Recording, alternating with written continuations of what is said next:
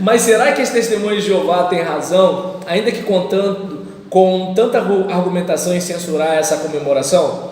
Num primeiro momento, a contestação ao pensamento rosselita para exatamente sobre o ponto que alicerça seu equivocado entendimento, ou seja, o fato de líderes como Faraó e Herodes, notórios por suas arbitrariedades e violência, lançarem mão dessas festas para que pudessem realizar seus intentos, não desmerece as demais, que em nada se assemelham aos episódios narrados nas oportunidades bíblicas citadas. Extraindo a morte do padeiro de Faraó e do decepamento de João Batista, nota-se pela clareza do texto sagrado que todo o restante dos eventos promovidos por esses governantes incluía confraternização de pessoas, alegrias e danças. Assim prova-se por esses mesmos textos que a comemoração era um costume comum, talvez pouco praticado entre os hebreus, mas tradicionalmente entre as demais nações. Quanto à menção infeliz sobre anjo da guarda, como se a comemoração se prestasse a cultuá-lo, é necessário lembrar a tese da existência de um ser angelical que cuida da segurança de alguém a mando de Deus pode achar seu respaldo na Bíblia, Atos 12:15, o que de fato era uma crença propalada entre os hebreus que a consideravam salutar, não tendo esse ser em conta negativa. No caso do Bar Mitzvah, por exemplo, o jovem que completasse 13 anos assumia a responsabilidade religiosa e civil dos seus atos em cerimônia religiosa, e isso por si só sagrava-se como comemoração natalícia entre os judeus, realizada com alegria e pompa. A cura de um cego ocorrida em João 9:21 mostra-nos que, em determinado tempo, havia certo cuidado em se guardar a época do nascimento de alguém, e esse tipo de cuidado seria para controlar a demografia e habilitar alguém à participação das festas e ritos judaicos, já que esses eventos exigiam uma faixa etária específica para a assunção de postos na sinagoga.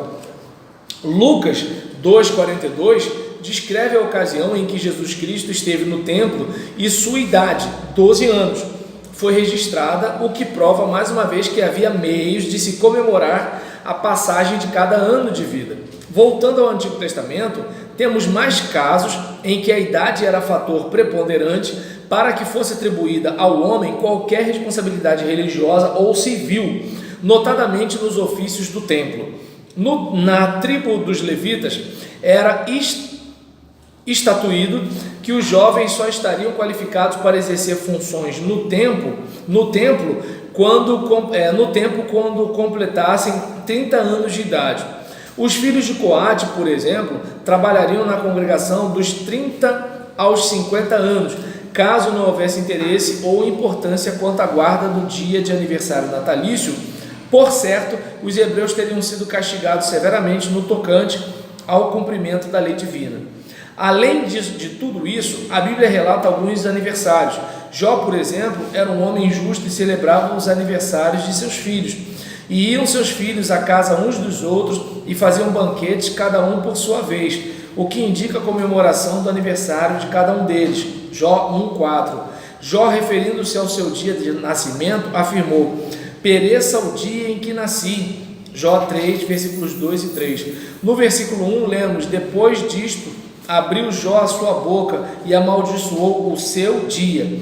Tanto Faraó quanto Herodes, pelo fato de serem reis ímpios, estavam acostumados a executar pessoas em qualquer ocasião, e não somente no dia de seu aniversário.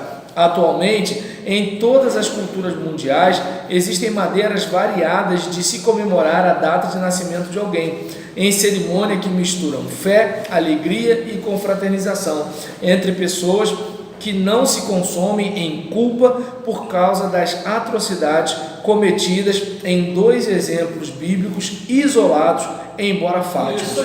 Fiquemos, pois, com a orientação de Paulo, que enaltecia a necessidade de os cristãos poderem desfrutar de momentos de alegria, Romanos 12:15, notadamente pela passagem para cada um de nós de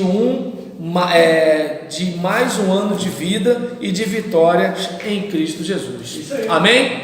Então, beleza, minha gente? Acabou o nosso encontro no horário, tá certo? Um grande abraço e que a gente fique pensando um pouquinho, né, sobre coar mosquito e engolir camelo. Às vezes a gente esquenta a cabeça com tanta coisa, né, quando o mais importante deveria ser o mais importante. Abraço.